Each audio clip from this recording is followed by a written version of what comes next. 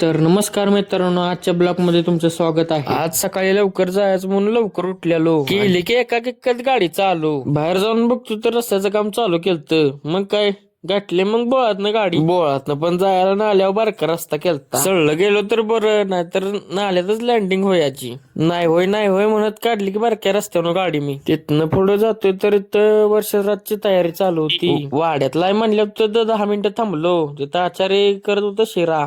तिथं बघत बसलो त्यांच्याकडं. छोट्याला म्हटलं हॉटेल उघडून मागे येतो.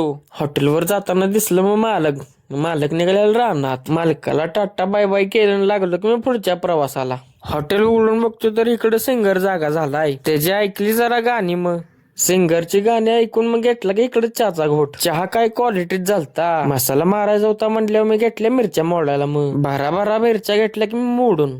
छोट्याचा फोन आलता की जेवाय म्हणून. मग काय काढली की गाडी मग निघालो गावात. जेवाय बसलो तर कडला होता मोठा राखी. मोठा राक्षानं भाता होता हाणलेला. जेवून उठलो आणि एक पंगत वाढली. हॉटेलवर आलतो तर सायल्यानं गाडीची पार्टी पोरासनी दिलती. मग काय पोरांनी केली वडापावची इट्टी. राहुल दादाच्या जाऊन बघतो तर आपली मित्रमंडळी आलती ती. आमचं पहिलवान काय बाहेरच जेवाय बसली ती. आजच्या ब्लॉक मध्ये एवढंच मित्रांनो. फॉलो करून